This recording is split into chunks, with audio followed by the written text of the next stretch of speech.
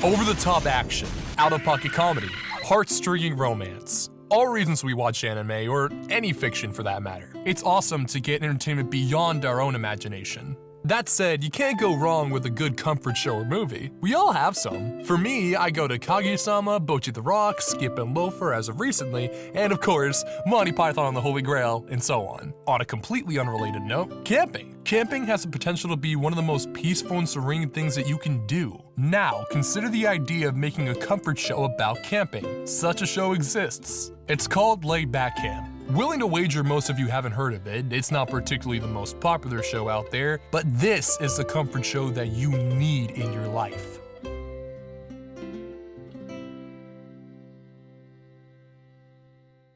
Laid Back Camp, or Yuru Camp, is a show that falls under what we in the business call the slice of life moe genre. It's the genre of anime where it's cute girls doing cute things, and it's kind of a mixed bag. On one hand, you have the pioneers like Lucky Star and K-On!, which is just pure cute girls doing cute things. You have sort of a premise going with K-On! About being in a band, but it's more just about hanging out and eating sweets. Even so, you have shows that really do stick to their premise that they set, like After School Dice Club. It's not particularly a well-written show, but hey, I'm at least willing to give it props for actually doing something with the whole board game / tabletop game premise. But then you have Bocchi the Rock, which pretty much just set the bar sky high for that genre. Within slice of life as a whole, you have another subgenre called Iyashikei, encompassing stories in which characters live peaceful lives in calming environments. Anime in this genre include the aforementioned K-On!, Girls Last Tour, and My Neighbor Totoro. The idea here is for the given anime to provide a pleasant, soothing vibe.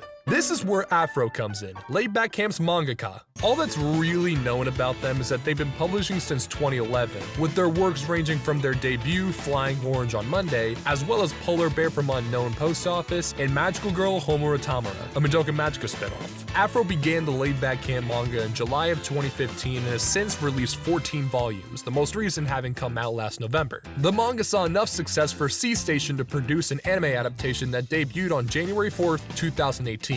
The production team wanted to treat the source material with care. Producer Shoichi Hota, director Yoshiaki Hyogoku, and several other members of the staff went on camping trips to the locations they would explore in the anime. Hyogoku wanted to make sure that every location was treated with respect and no corners were cut. The team was committed to showing what camping in Japan was like and what made it special, and that shows in the anime itself. Laid Back Camp released during the 2018 winter season. Not that Laid Back Camp is the most popular anime, but during that season it was airing alongside Saiki-K Season 2, Darling in the Franxx, Teasing Master Takagi-san, Pop Team Epic, Violet Evergarden. There were a lot of bangers coming in at this time. Even so, Laid Back Camp just waltzed right in and did its thing. Allow me to set the stage. Rin is an independent solo camper that just happens upon Nadeshiko.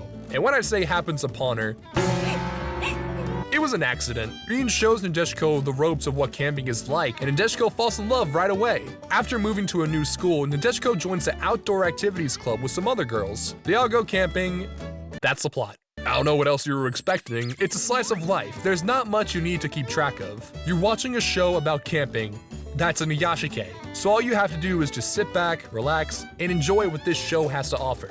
It's not just camping though. This show is zeroed in on its premise, but it still does have plenty of cute girls doing cute things to go around. It's got a lot of fun moments where the Outdoor Activities Club do fun things, like finding out how to sleep at night with proper insulation without a proper winter sleeping bag. Using Chiaki as a test dummy, they start with a normal sleeping bag to aluminum foil on top of bubble wrap on top of a cardboard box, which works! But she can't get out. The show is littered with moments of the characters doing stuff like this. There's no drama to speak of or anything that could possibly bring the mood down. It's comfortably wholesome all the way through, and there's a cast of characters to maintain that energy. Anna, a friend of Rin's that initially doesn't have any interest in camping and just chills at home, ends up coming to stuff with the outdoor club, and she finds appreciation in being around the others and having a good time camping. Aoi is in a somewhat similar boat, but given her camping experience, she finds joy in being able to share that love of camping with the people around her. Chiaki likes taking things into her own hands, planning things out and spouting outward confidence, but also drawing out pure gremlin energy from time to time. As fun as these other characters are, Rin and Nadeshiko are where the money's at. Personality-wise, they couldn't be more different, but they come together nicely. Rin is a mentor of sorts to Nadeshiko, teaching her all she needs to know and then some to understand what camping's about. However, Rin often goes on her own, and it's really nice to see her explore campsites and take everything in at her own pace. On the flip side, Nadeshiko's like a sponge, taking in anything and everything to feed her infectious curiosity. She's able to bring together the other outdoor club members and Rin and Anna with her charm. Everyone bounces off each other really well, but it's the bond between Nadeshiko and Rin that stands out. It's very low-key, and they end up teaching each other new things and finding a greater appreciation for camping. All this brings back to the whole camping thing this show's about. The atmosphere in the show is so peaceful. There's a strict attention to detail on the locales in the show. Like I said, the production crew went to these locations to make sure they got it right. Take for example Lake Motosu, one of the 5 Fuji lakes. It's the first location we get exposed to in the show, and it's probably the most prominent. Specifically, we're exposed to the Koan campsite at first. The campground lies right on the shore of the lake with a clear view of Mount Fuji. In the show, we get to journey through the campground's roads, including the Nakanakura Tunnel. While Rin sets up camp, we get the pleasure of seeing the Koan campsite in all its worth. The serene shore, the still lake, and the green hills all around. It's beautiful.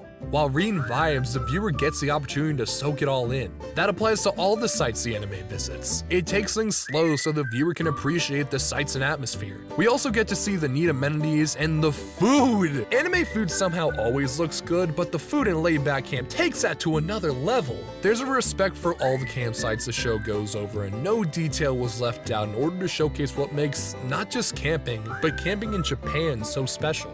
As far as what the anime is covered, it's winter camping in particular. I don't know about you, but I typically associate camping as a summertime activity. So right from the get-go, focusing on winter camping already allows for things to be taken at a calmer pace. We start with Rin and what solo camping's all about. It's shown to be a soothing, no-stress endeavor where it's just about enjoying nature, making good food, and bundling up with a good book like Moby Dick, or The Hitchhiker's Guide to the Galaxy, or The Catcher in the Rye. Then Nadeshiko learns about camping from Rin, and she takes that newfound love to the Outdoor Activities Club. As small as the club is, Chiaki and Aoi reciprocate Nadeshiko's passion, and Chiaki especially represents the fun of putting a plan for a camping trip together. Through their experiences as a club, we're exposed to what group camping is like. The mutual love for camping is what brings the 5 together in different ways. Rin would never be caught camping in the group, and Anna would never be caught camping. But by the end of the first season, they're all on a Christmas camping trip together, and it's adorable! Solo camping doesn't lose any relevance in the show though, nor is it shown as being lesser than camping in a group. It's just shown as being different with its own advantages. Camping in all its forms coexists in this show with a vibe that's slow, comfortable, and a joy to experience. With how wonderful these camping trips are, the icing on the cake is how when you get to these horizons that are nothing short of beautiful!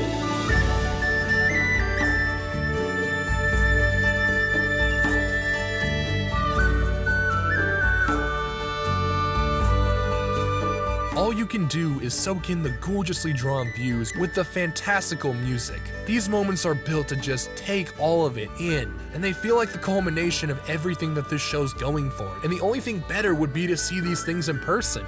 As a matter of fact, Laid Back Camp has inspired many people to go check out some of these campsites themselves, and it's gotten some fans into camping through the anime. Laid Back Camp has managed to provide a comfort show that nails everything it sets out to be. It provides a jubilant outlook and atmosphere to back that up, and it's been doing that for 2 seasons as well as a movie that released this past year, and just to talk about the movie for a second. Even though it takes place years after the events of the first 2 seasons of the anime, that love for camping still persists strongly for all the characters. Rebuilding a campsite from scratch? It's a well thought out way to do a movie with this kind of time skip, showing how the characters grew in a way that seems natural. Tangent aside, the soundtrack from Akiyuki Tateyama helps that vibe be realized, with serene folk music that sets the tone nicely. There's so much to say about how beautiful the soundtrack is, but that's just one component to what makes Laid Back Camp so great. It's a soundtrack with the sound design, with the art direction, with the characters, all coming together to provide the pleasantries that only Laid Back Camp can. If you like shows with a comfy vibe, or you're looking for a comfort show, or if you're a camping fiend, or if you're like me and never really had any interest in it,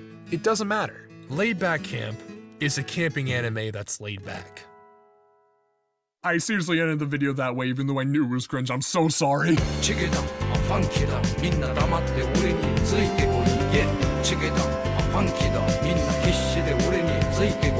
on, ファンキーだみんな黙って俺についてこいイエチゲだファンキーだみんな必死で俺についてこい